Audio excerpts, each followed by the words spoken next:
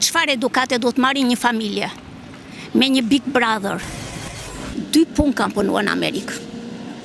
E filloja që në orën 4 mëngjesit, edhe lija në orën 10 natës. Çdo gjë është dhe mashtrim. Me thënë drejt, shko ti thua ti fresh, ose janë bio. Qa bio janë ato? Nga e di që e bio. Atje s'ka një stamp. Shkon e shikon, nuk ka stamp. Amerika e vlerëson Shqipërinë. Ka dhe Sazanin në Shqipëri që e ka shumë të mirë. Sazanin e dëgjova që e ka marrë dhëndri i Danosë. Faktikisht unë tani kam ardhur. Por faktikisht unë nuk ndjek asnjë televizion shqiptar. Vetëm e shikoj në gjuhë anglisht.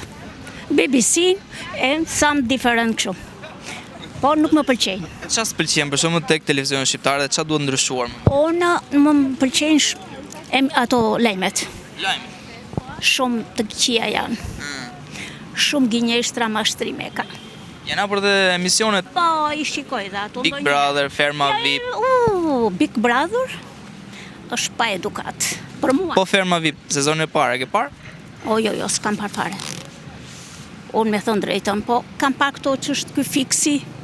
Ndonjëherë, që është ky stop, ndonjëherë, po e përgjithshmja, s'më pëlqen. Pse nuk pëlqen për shumë Big Brother, emision argëtues, këta e shesin, ka miliona shikime. Okej, qa edukate ka për familjen? Më trego pak.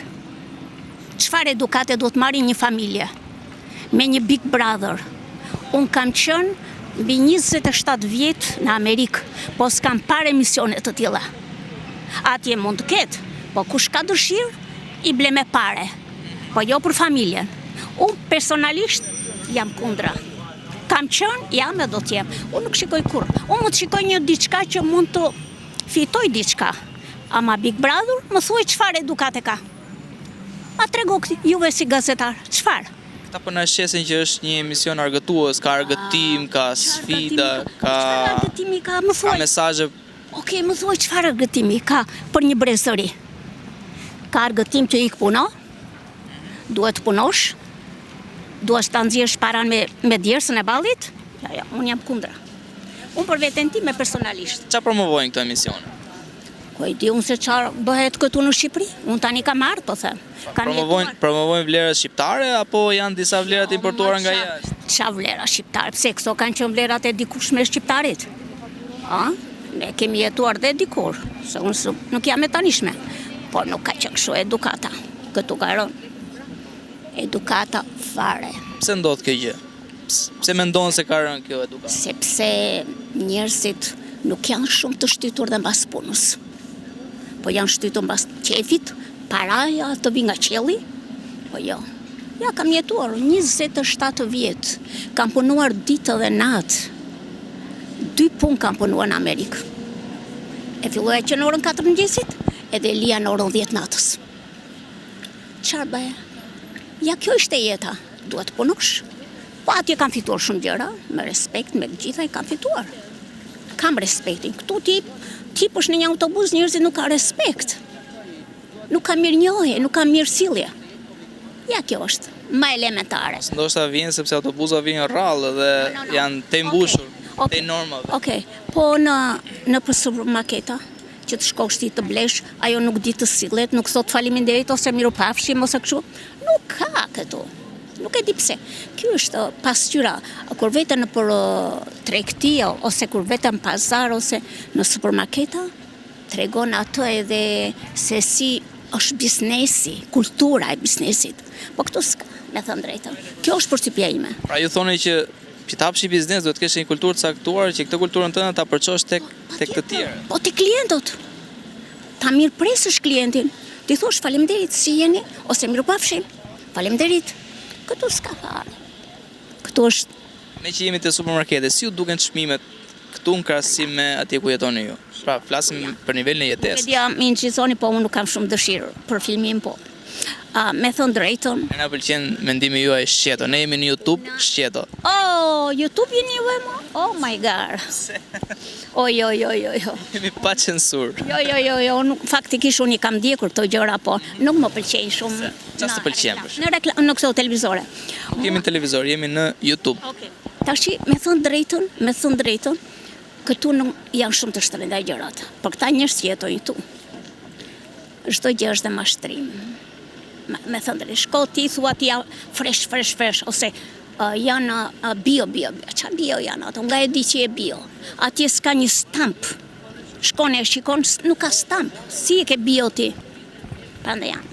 Na vjen keq po. Kultura fillon që te ushqimi, po thoni ju, që s'po dim qa ham. S'dim qa ham, e s'dim qa pim. Kjo është puna. Nuk ka mirësjellje këtu, me thënë drejtën. Kjo më ka lënë përshtypje mua. Si mund ta zgjidhim këtë gjë? Pra si çfarë duhet bërë që të ndryshojë kjo gjë, duke qenë se jemi edhe në prag të zgjedhjeve. Ndikon qeveria, ndikon biznesi, kush ndikon? Gjithë ndikojnë këtu janë të lidhura njëra pas tjetrës këtu. Duhet edhe biznesi duhet bëj pasqyrimin e vet. Duhet të di çfarë shet, çfarë reklame bën, janë të vërteta apo jo. Ato janë mashtrime. Ja, me sa kam dëgjuar që thonë që edhe në supermarket ato makaronda dhe siç janë këtu, fshije data, vendose data tjetër, thonë këta. Ja, gënjeshtra mashtrime. Dhe nga kjo pasaj shohim ikës zinxhir. Ikës çdo gjë po, se për dhe vëm tek spitalet. Spitalet, unë po të them, me sinqeriteti më të madh tek ai vend atje. Atje kërkohet vetëm punë. S'ka atje. Kush punon atje. Por që duhet që jesh i lidhur me punën. Por aman, këtu atje asnjëherë s'ka vajtur në spital. Thua mua aty, 27-28 vjet. S'ka marrë një ilaç. Pse? Se mbi të gjitha është ajo që tradicion.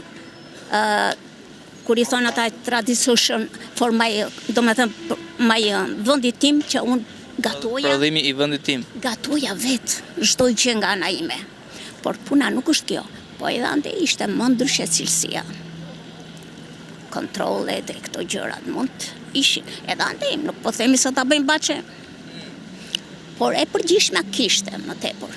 Jeni bërë pishman që jeni rikthyer në Shqipëri? Jo, unë nuk jam rikthyer, ose kam dokumentat, jam me dokumenta me gjithë. Ke ardhur vetëm për pushime? Unë kam ardhur kështu, ikim, vi, nuk e kam problem. Unë jam me dokumenta e me pasaport. Jam okay. A keni menduar që të riktheheni si duket Shqipëria? Edhe mund të kthehem. Shqipëria ka ndryshuar, me thënë drejtën. Ka si me atë që keni lënë, si? Unë kam ikur në kohën e Sali Berishës, në 97. Hapi rrugët ai atë? Po që hapi ai në Grafosin. Po, mori vëlli parat e firmave, shtëpi ngele, pa shtëpi, pa prokopi, ishim detyruar do minim një drejtim. Se është e vërtet kjo firma piramidale që realisht qeveria i vodhi apo u ngritën disa individ? Kush i vodhi? Ai e hapi. Se kush i vodhi i di ai? Ku dim ne gjë? Ai thoshte fluturoni te Gjallica, fluturuan njerëzit te Gjallica, erdhi puna. Ju fluturuat te Gjallica? Po, fisi im gjithë, humbi. Komplet. Kështu që në 97-ën jam lëvizur këtu në prill të 97-s. Ti vetë sa lekë lënë te Gjallica? Unë faktikisht ato që lashi mora. Pas ke qenë me fat? Po, familja ime i la nuk mori.